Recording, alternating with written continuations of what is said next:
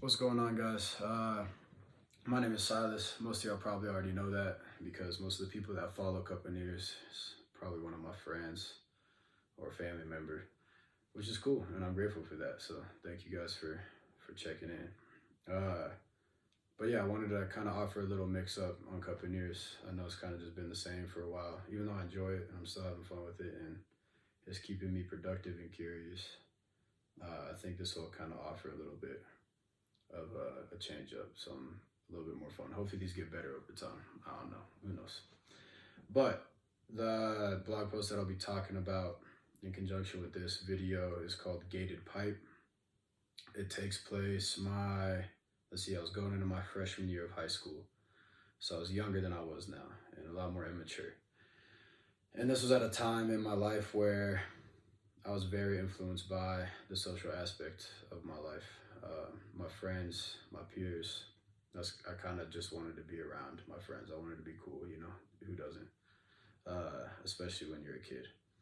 So I didn't want to go there. It was my mom's kind of idea, and she pushed me to go. She didn't force me to go, but she pushed me to go work there. And I did not want to go. I knew that I was very different from everybody on my mom's side of the family. Even though I still love them, always have, always will, I was and still am very different from everyone there. And that for me was kind of at the time seemed like a deal breaker, like I shouldn't be there. And it took years of traveling and putting myself in places where, I didn't fit in and shouldn't fit in. But regardless of that, I made beautiful relationships and lifelong friendships and people that I love in my life that, probably I don't fit in with them. We're not the same, but it's pretty cool realization to know that even though you don't fit in every aspect of your life, you can still build valuable relationships. So that took years of separation. It took me actually going back to realize that. And I think that realization, I carried that realization into my second time working on the ranch because I knew I was different.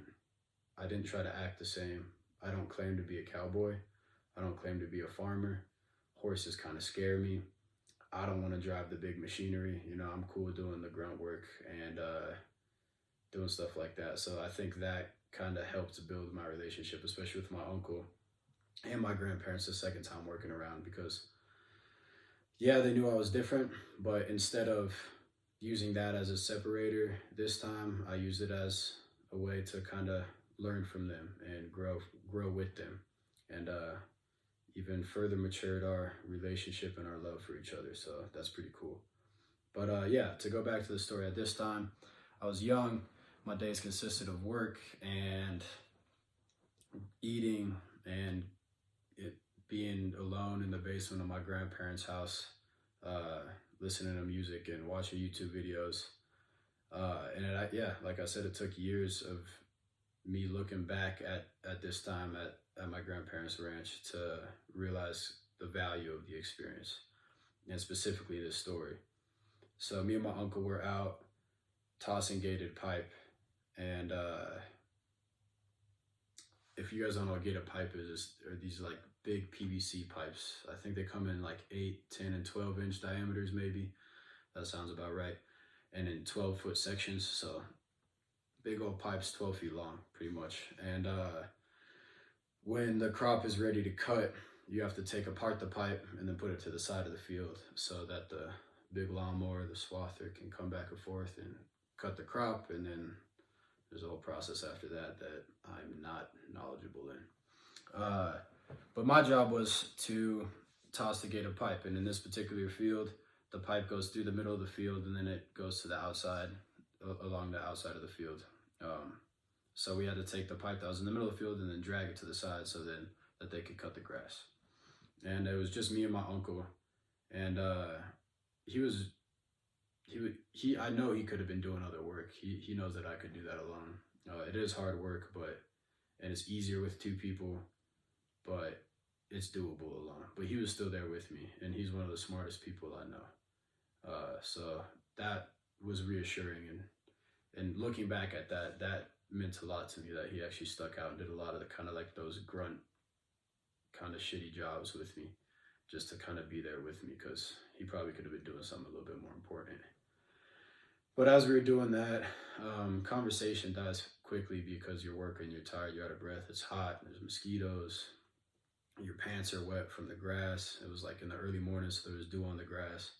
And then there's not that many strangers in Shell, Wyoming. There's like 70 people that live in the damn town, so not that many people are just rolling through. And he lives on a long dirt road, and we see as we're pulling apart the pipe, we see we're in the middle of the field, and we look back at the dirt road, and this car pulls up and stops, and this man gets out.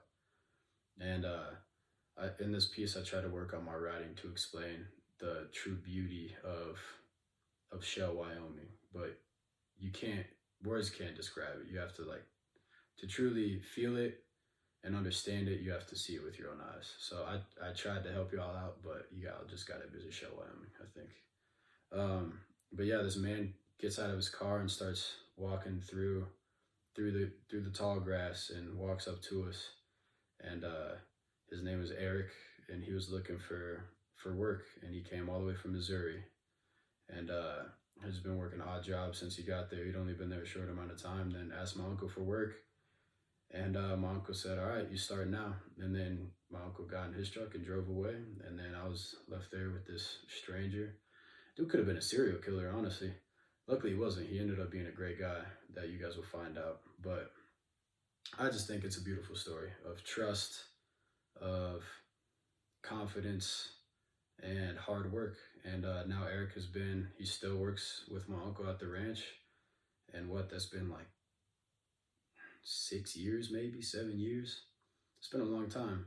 So I just think it's a cool story that shows that trust can go a long way if someone is willing to prove their worth, and if you give them an opportunity, then you give them opportunity to prove it, and they do, then beautiful things can come from that.